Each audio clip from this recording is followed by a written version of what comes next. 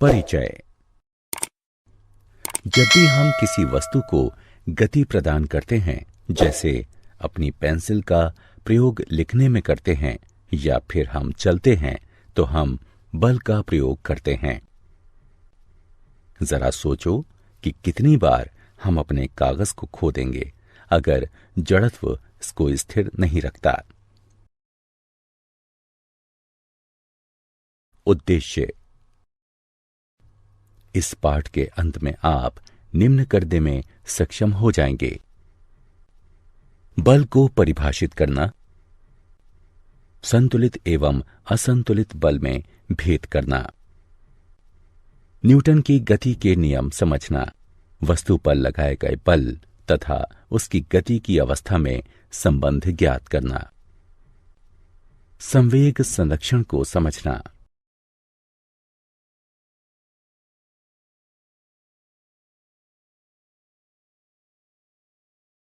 बल और उसके प्रकार।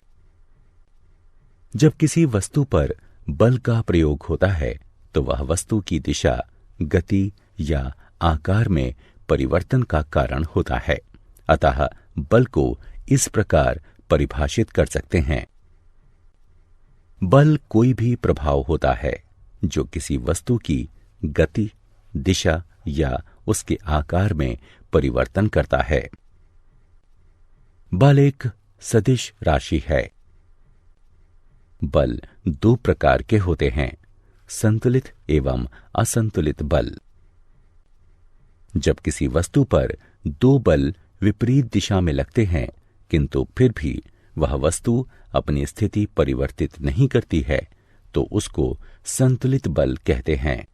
उदाहरण: किसी पिंड को एक समान बल से दोनों तरफ से धकेलना।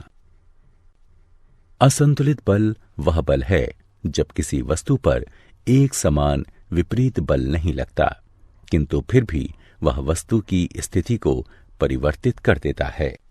उदाहरण: जब किसी पिंड को अधिक बल के साथ एक तरफ से धकेला जाता है।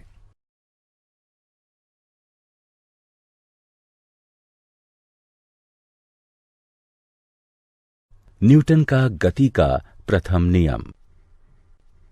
पुस्तक स्वतः ही गति नहीं करेगी, वह अपनी विरामावस्था को तब परिवर्तित करेगी जब हाथ का बल उस पर लगेगा। यह गति के प्रथम नियम की व्याख्या करता है। गति का प्रथम नियम दर्शाता है कि एक वस्तु अपनी स्थिर अवस्था में बनी रहेगी तथा वह वस्तु गति की अवस्था में तब तक नहीं आएगी जब तक कि उस पर कोई बाहरी बल कार्यरत ना हो।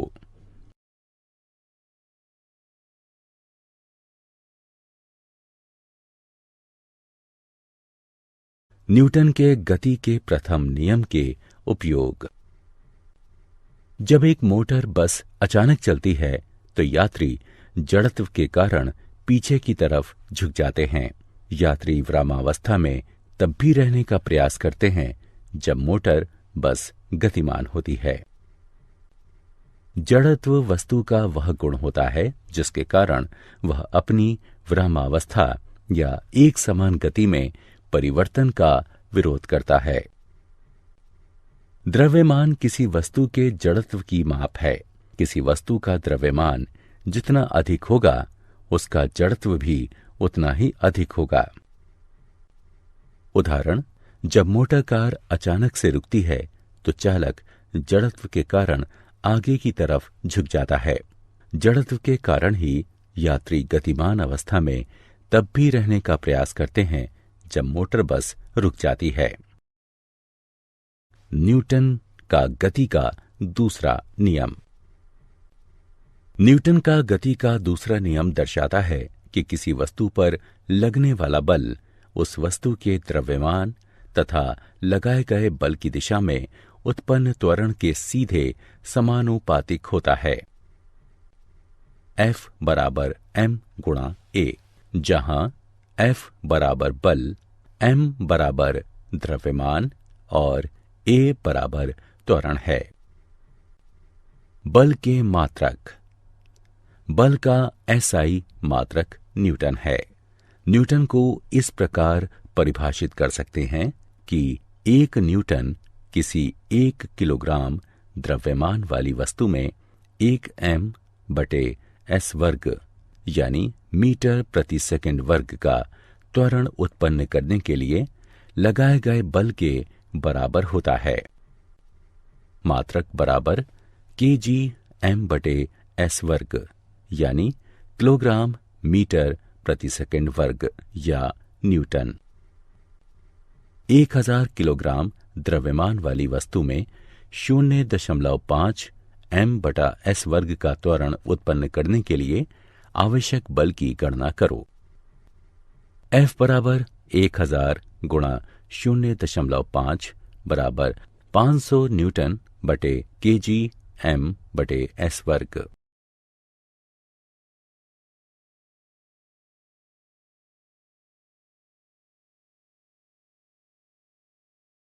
न्यूटन के गति के दूसरे नियम के उपयोग।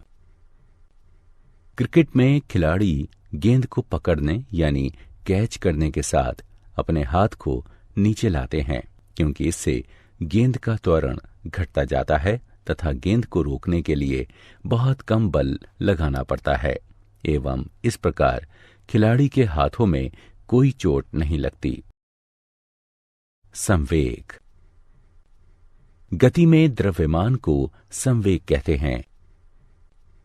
P बराबर m गुणा v, जहां P बराबर संवेग, m बराबर वस्तु का द्रव्यमान और v बराबर वस्तु का वेग है। संवेग का SI मात्रक किलोग्राम मीटर प्रति सेकंड है।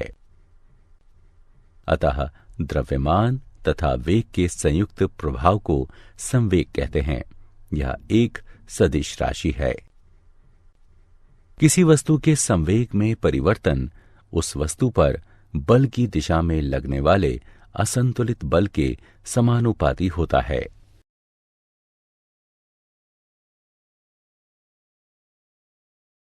गति के दूसरे नियम की गणना। किसी वस्तु का संवेग में परिवर्तन उस वस्तु पर बल की दिशा में लगने वाले असंतुलित बल के समानुपाती होता है। माना कि आरंभिक संवेग p1 बराबर mu है और माना कि अंतिम संवेग p2 बराबर mv है।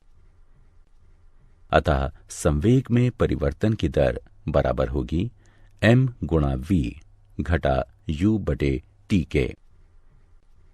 बल बराबर k गुणा m v घटा u बटे t, जो कि बराबर होगा kma के, जहां k एक अनुपातिकता स्थिरांक है।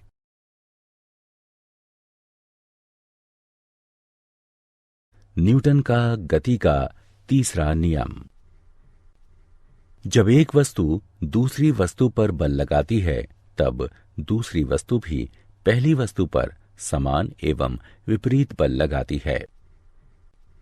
प्रत्येक क्रिया के समान एवं विपरीत प्रतिक्रिया होती है।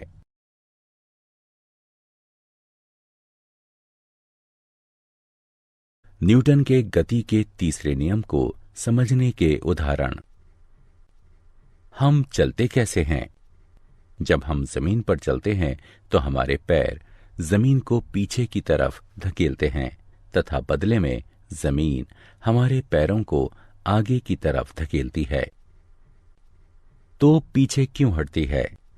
जब तोप से गोला छोड़ा जाता है तो एक बल गोले को आगे भेजता है एवं उसके समान बल तोप को पीछे धकेलता है, इसलिए तोप पीछे हटती है।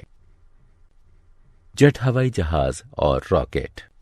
रॉकेट के नीचे की तरफ से निकलने वाली गैस की क्रिया के समान उसके विपरीत प्रतिक्रिया रॉकेट को अत्यधिक गति से आगे बढ़ाती है। नली पाइप का उदाहरण। जब फायरमैन पानी की एक तेज धारा को निर्देशित करता है तब वह इसके पाइप को काफी मजबूती से पकड़ता है, क्योंकि पानी के आगे बढ़ने की दिशा की क्रिया के कारण उसके पीछे धकेलने की प्रतिक्रिया की संभावना अधिक होती है। संवेग संरक्षण का नियम। जब दो या दो से अधिक वस्तुएं एक दूसरे पर कार्य करती हैं और जब तक उस पर कोई बाहरी बल कार्यरत नहीं होता है, तब तक उनका कुल संवेग स्थिर रहता है।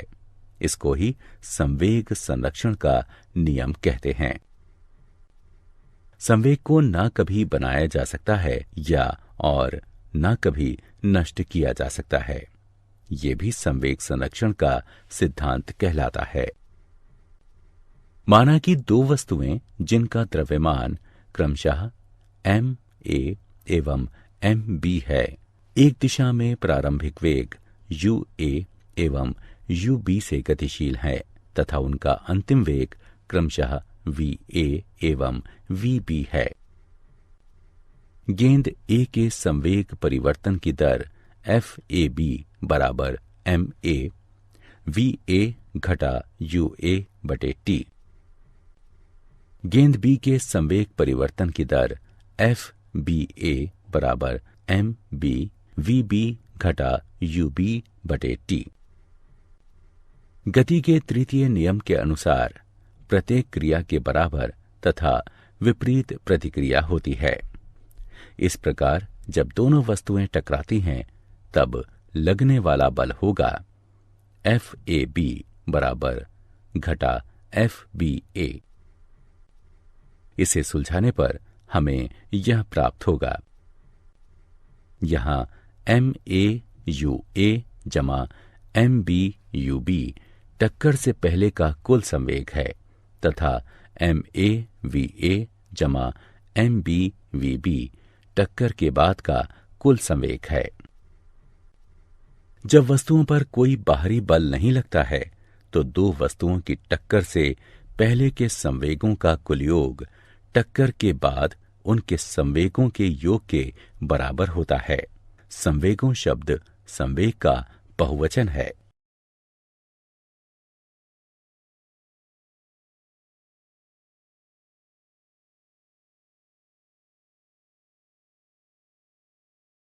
क्या आप जानते हैं, सर इज़ाक न्यूटन ने जड़त्व तथा बल की अवधारणाओं के आधार पर सभी वस्तुओं की गति का वर्णन किया तथा यह पाया कि वे संरक्षण के नियमों का पालन करती हैं।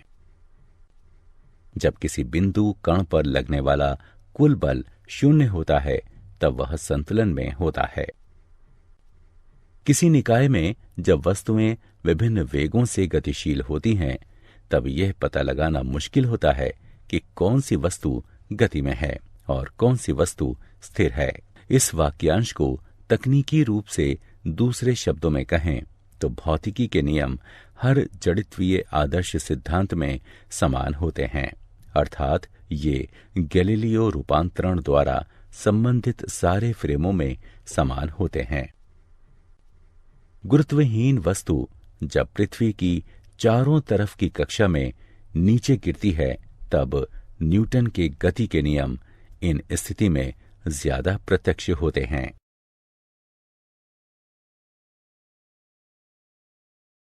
सारांश। आइए हमने जो कुछ सीखा है उसे संक्षेप में दोहराएं। गति का प्रथम नियम, एक वस्तु तब तक स्थिर या गतिशील रहती है जब तक कि उस पर कोई बाहरी बल कार्यरत ना हो। किसी वस्तु का द्रव्यमान उसके जड़त्व की माप है। घर्षण बल सदैव वस्तु की गति का प्रतिरोध करता है। गति का द्वितीय नियम, किसी वस्तु के संवेग परिवर्तन की दर वस्तु पर आरोपित असंतुलित बल के समानुपाती एवं बल की दिशा में होती है। बल का एसआई मात्रक किलोग्राम मीटर प्रति सेकंड वर्ग है। गति का तृतीय नियम, प्रत्येक क्रिया के समान एवं विपरीत प्रतिक्रिया होती है। कुल संवेग हमेशा संरक्षित रहता है।